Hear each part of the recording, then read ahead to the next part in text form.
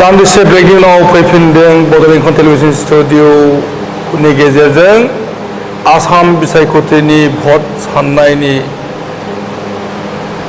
टक श' सावरायथाव हाबाफारि बे सावरायथाव हाबाफारिनि गेजेरजों गोबांथार सावरायबाय आरो रिजाल्टनि आपडेट जों होबाय थाबाय दा समनि लाटेस्ट आपडेट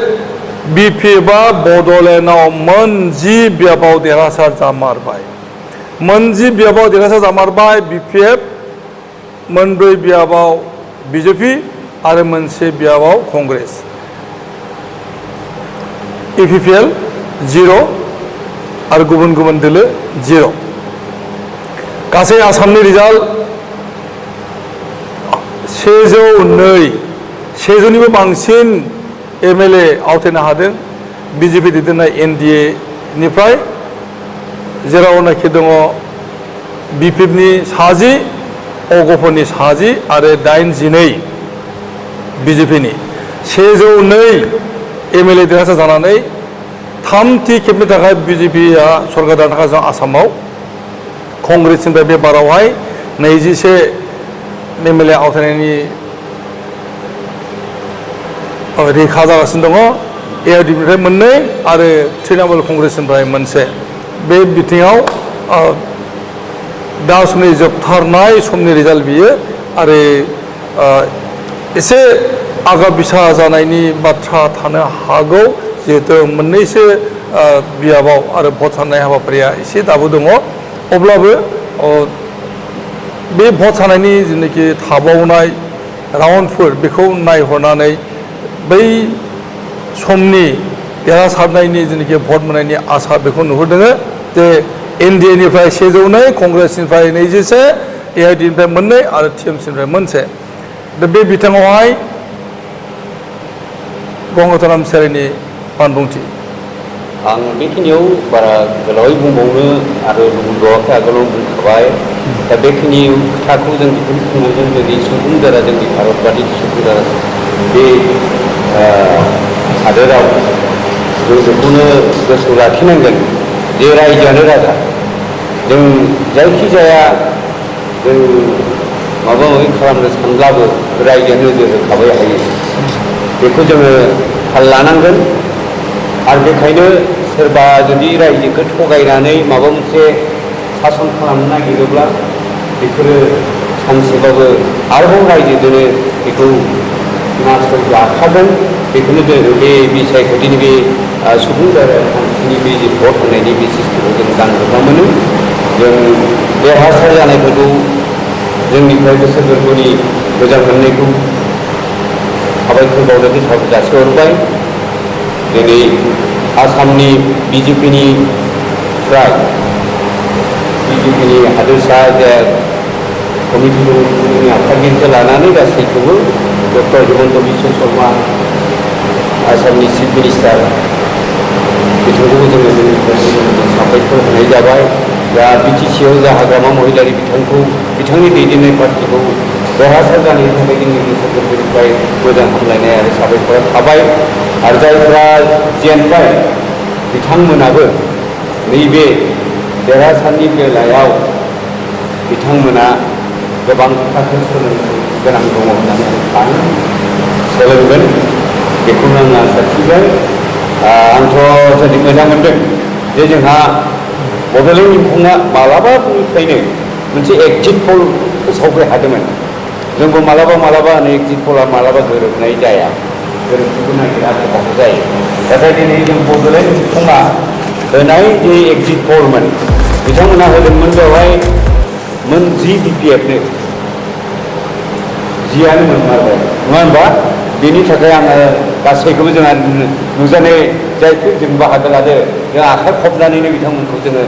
मदद होबाय बड'लेण्ड इंखंनि थाखायबो जोङो बिथांमोना एक्जिटखौ जे कारेक्ट खालामबाय बेनि थाखाय मोजां हामबाय होननानै आङो सानबाय आरो बेल' नङा BJPनो बिथांमोना खिन्थु मोननै होदोंमोन नाथाय BJPआ मोनब्रै मोनबाय बेवहाय एसे गलमाल जादों मोनब्रै होदोंमोन मोननै मोनबाय मोननै होदोंमोन मोनब्रै मोनबाय नाथाय UPफोरनो मोनसे होदोंमोन नोंथाङा होद्रायाखै नङा मोनसे होदोंमोन दा बेखौ मोनाखिसै मोनासै मोनसेखौ मोनाखै बिथांमोना आरो आधा सन्था मोननै होदोंमोन दा बेवहाय बे बिजेपिआव थांबाय बिजेपिआव बे आरो फारसेखै कंग्रेसआबो मोनसे मोननो थांगासिनो दङ नङा होमबा मोनबायानो कंग्रेसआ मोनबाय मोनसे मोननो थांगासिनो दङ जायखिजाया देरहानाय गासैबो बिजाथिफोरखौ जोंनिफ्राय मोजां मोजां हामलायनाय हाबाय जों मा मा खोथाजों जों जास्ट बिजिरबाय हानायखिनिखौ बिजिरबाय नङा होमबा जों हानायखिनिखौ जास्ट बिजिरबाय देरहासारनायनि थाखाय गासैनिबो मोजां साबायखरखौ बावफिनबाय आरो आङो बेखिनियावनो बड'लेण्डनि फंनैसिम आंनि मोजां मोननायखौ जासिनानै आरो जोंहा फंबाय एक्टर सिनेन बसुमतारिखौ एसे खोथाखौ बुंनो थाखाय आं दा समावहाय जोंनि रिजाल्ट जेरै फैदों बिपिएफनि 60 आरो बिजेपिनि 4 कंग्रेसनि 1 इपिपिएल 0 आदार्स 0 बे बिथिङावहाय बिमल बसुमतारी नोंथांनि आं बानबुंथिखौ लाग्रोगोन जे बिपिएफआ गमामा 60खौनो देरहामारदों आरो बिजनियावहाय माने जोङो मिजिं लायाखैमोन बिजेपिनि केन्डिडेट अरुण कुमार देआ देरहागोनखौहाय एग्जिट पलनि गेजेरजों नाथाय बिथाङा देरहाबाय दा बिजनियावहाय इपिपिएलआ देरहागोन बायदि बिराद आसा खालामदोंमोन नाथाय इपिपिएलनि बिजाथिया खनथाम गाहाम माने एमएलए जाखांनायमोनब्लाबो दिनै समावहाय बिथाङा धरासायि जादों आरो थांनाय बारावहाय बिजेपिआनो देरहाखादोंमोन 24 मायथाइनि बिसायख'थियावहाय दा बै बिथिङाव बिजेपिआनो सिटखौ आवथायनो हामारदोंमोनबो दा देरहादों नोंथाङा बुंखाबाय जे बै समावहाय बिथाङा देरहादोंमोनब्लाबो खनथाम गाहाम देरहादोंमोनब्लाबो नाथाय बे बारनि पलिटिक्सआ आलादा होननानै नोंथाङा बुंदोंमोन जे दा इपिपिएलनि थाखाय बियो जोबोद खाफाल दाखुरायनि बाथ्रा जाहैबाय 0 मोननाया खमसे खम मोनसेजों मोनोबाबो मोजांमोन जों बिनि थाखाय एग्जिट पलाव माने तामुलपुराव नङाब्ला उदालगुरियाव नङाब्ला बिजनियाव बे मोनथाम मादाव मोनसे देरहाथावथाव ओरै लानानैहाय बे मोनसेखौ दोननाय जादोंमोन खिन्थु मोनसेबो देरहायाखिसै नोंथाङा मा बुंनायदो आं गिबियावनो जेनेबा दा हाग्रामानि दैदेननायाव जिहेथु मोनजि जोङो एग्जिट पलाव होदोंमोन बिपिएफनि थाखाय बिनिफ्राय बिजेपिखौ जुदिও मोननै होदों मोनब्रैआव देरहाबाय बिनिफ्राय इउपिपिएलआथ' लाथिख' जाबाय आदार्सआबो लाथिख' जाबाय जायखिजाया बे देरहानायनि थाखाय हाग्रामा बिथांखौ आङो साबायखर होनाय जाबाय बिथांनि दैदेननायखौ दा देरहानायनिबो मोनसे फेक्टर थायो आं मोननै फेक्टर बुंनो नागिरदों आरोखि दा देरहानायनि उनाव जों मोनसे बाथ्राखौ लुबैयो जे जौगाखांनाया मा जागोन हादर जौगाखांनायाव मेनलि मोनथाम फेक्टरा बाहागो लायो हेल्थ एडुकेशन एन्ड कमिउनिकेशन बे मोनथामखौ जाहाथे बिथाङा नायो बेखौ आं हास्थायनाय जाबाय बिनिफ्राय दा देरहानायनि फेक्टर हिसाबै आं मोनसे बुंनो नागिरदों मा जे इयथ ग्रुपआ माने मोनसेया स्टुडेन्ट ग्रुपआव थांबाय मोनसे माने जेनेरेल इयथआव थाबाय दा जेनेरेल इयथआव माखासे फेक्टर आं खामानि मावनाय बादि मोनदों दहाय फंबाय गंगाधर बुंनाय बादि जे माने एनडिएफबिनि जिथु मेइन लिडार दाबो जोबजानानै दङ बेखौ दिनैसिम दिहुननो हायाखै आरो बोसोरबा प्रमद दा सासननि समावबो बेखौ बे रायखांनो हायाखै बिनि थाखाय बे मोनसे इयथ ग्रुपआ माने इउपिपिएलनि सायाव एसे अफेन्डेड जानानै दङ बे सेंग्रा माखासेनि फेक्टराबो एसे खामानियाव होदों जोंनि समाजाव आरो मोनसे जाबाय मा आं निजेनि मोनसे परिचय होनो नागिरदों आङो अल इन्डिया एससि एसटि एस'सिएसननि आं लाइफ मेम्बार बेवहाय आङो अल इन्डियानि ट्राइबेलफोरनि जिथु महर मोखां नुयो बेजों जुदि जोङो बिटिसिनि ट्राइबेलफोरखौ कम्पेयार खालामबा जोङो बहुद गोजौआव दङ थारमाने बै ग्रुपआव आं मोनबाय थायो अल इन्डियानि ट्राइबेलफोरनि लिभिं स्टेन्डार्ड दा बिहाराव मुजाफ्फरपुरनि मोनसे जायगा जोंनि बिनि मानसि दंहैयो उइथिन 10 किल'मिटार रेन्जआव मोनसे स्कुल गैया 10 किल'मिटार रेन्जआव मोनसे स्कुल गैया खिन्थु जों बुंनो हायो जोंनि बिटिसिआव बे अबस्था गैया होननानै गतिके बिसिनिख्रुइ जों बहुद साबसिन थेव माने बियो मानि थाखाय जादों बे दैदेनगिरिनि थाखाय जादों आरो पाब्लिकनि एसे कनसियासनि थाखाय जादों थारमाने उपयुक्त दैदेनगिरिखौ पाब्लिकआ लाबोनो हादों जायनि थाखाय बे बेनिफिटखौ मोनदों आं निजेनो सा ओनसोलाव गिदिंदों जे अन्यान्य अल इन्डिया पिक्सारखौ आं जेरैबायदि नुदों बिनि तुलनाव जोंनाव जेरावबो फिस लामा दङ लेखाफोर कारेन्ट दङ जि जिनिसानाखि गुबुन हादराव गैया जुदिअ जोंनि मानसिनि पलिटिकेल कनसियासखौ जोङो डेभेलप स्टेट बा केरेला बा तामिलनाडु बा इउपिफोरजों जों तुलना खालामनो हाया थेवबो माखासे खेत्रआव जों तुलना खालामनो हायो जे जोंबो दा असमियाफोराबो इन्टेलेक्सुयेलफोराबो आं नुदों बारे बारे बिसोरबो गनायनानै लादों जे बर'फोरा पलिटिकेल कनसियासनेसआव बहुतखिनि आवगायबाय गतिके बिनि सायाव जोंनि लिडारशिप सिलेक्सनाबो निर्भर खालामो दा देरहानाया गावनि क्रेडिटआव देरहादों बेवहाय जोंहा साबायखर होनायनि बाहेरा बुंलागा जेबो गैया आदसा दानिया बे बिथिङावनो दिनेशसिं ब्रह्म नोंथांनि सेराव जों फैदों जे बिपिएफआ मोनसे गाहाम एमएलए दा देरहानो हादों बिनिफ्राय रायजो राजाया मा आसा खालामनो लुबैयो आं बेखौनो बुंनो नागिरदोंमोन दहायबो आं बुंलांखांबाय जे माने एडुकेसन सेक्टर लामा इत्यादि माने कमिउनिकेसन बेखौनो लुबैयो आदसा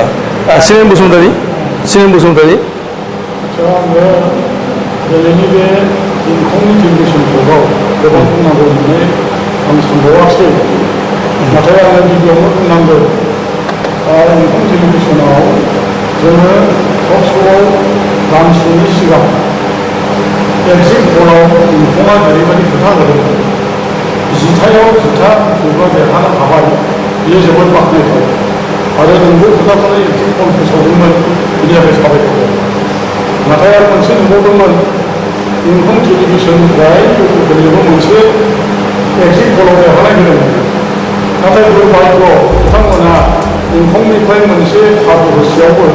बिथांमोना बेखौबो लाखिनो रोङासै नाथाय बिथांमोना लाथिख' जाबाय बिनि थाखाय बिथांमोना निसय इयुनाव बेफोरखौ मा खारनाव सोलिदों बिनि थाखाय सुद्रायगोन बेनिखायनो आङो सानबाय जे थांनाय इलेक्सनावबो इंखं टेलिभिसनाव 28टा देरहागोनायाव 28टा देरहागोन बिनि थाखाय आङो सानो इंखं टेलिभिसननि एक्जिट पला थारैनो जाफुंगोन इयुनावबो निसय जाफुंगोन आंहा मिजिंथिनाय दं जिखियानो जाया ओंखारनायाव आङो दिनै आसामनि मुख्यमन्त्रि डक्टर हिमन्त शर्मा बिटिसिनि श्री भगवान महोदय सार आरो गासै दैदेनगिरि बिटिएफनि गासै कर्मकर्ता बिथांमोननिसिम गोजोननाय जासिबाय आरो साफ्रोमबो देरहानाय बिथांमोननिसिम कंग्रेचुलेसन जासिनानै आं दिनै टेलिभिसन टकआव जि बुंनांगौ आं बेखौनो बुंनानै बुंनाय जाबाय आरो बेखिनिजोंनो निस्सय रायजोफ्रा मिथिगोन आरो हयथ' नोंथांमोना जोंनि बिपिएफखौनो गनायगोन आरो बे बिपिएफआ बोसोरथामल' नङा बेयो माब्ला जोबहैगोन जों बुंनो हाया सिगाङावबो 17 बोसोर खुंदों एबार हयथ' 10, 5, 10, 15, 20 बोसोरबो जानो हागौ बेखौ मिजिंथिनानै आंनि बुंनायखौ आदसा जोबोद माने रंजानाय बाथ्रा बिपिएफनि थाखाय बिथाङा बिपिएफनि बाथ्राखौ बुंदों जे इंखं टेलिभिसननि गेजेरजों फोसावनाय एक्जिट पला बिपिएफनि थाखाय जिखिनि नाम्बार होन्दों बे गासैबो जाफुंबाय थादों थांनाय बिटिसि इलेक्सन समावबो मोन 28 गाहाम माने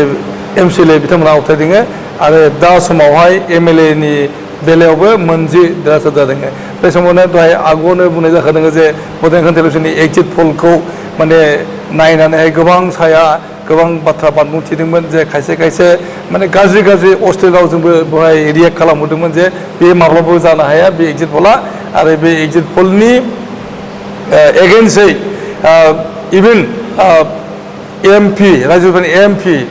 इउपिपिएलनि आफादगिरि आरो एमसिएलए लोगोसे बिटारनि आगुनि चिफ प्रमद बर' बिथाङाबो नटथार खालामनानै बुंदोंमोन जे एक्जिट पला माने जेबो नङा आरो बेयो फैबाय थानाय समावहाय नुगोन एबा 4 मे खालि नुगोन जे पिपला बेसेबां माने भिक्टरि जानो हागौ 12था बिथांमोना देरहासारगोन होननानै बुंथिदोंमोन नाथाय जायाखिसै बेराफारसे एमपि रायजोनि एमपि रनगोरा नार्जारि बिथाङाबो बुंदोंमोन जे बिथांमोना आरो खेबसेबाव बैसागु खुंबावगोन खेबनै बैसागु खुंगोन इपिपिएल दोलोआ आरो बे उननि बैसागुआ जागोन एमएलए देरहासार जानायनि रंजानायनि बैसागु बे जायखिजाया बेवहाय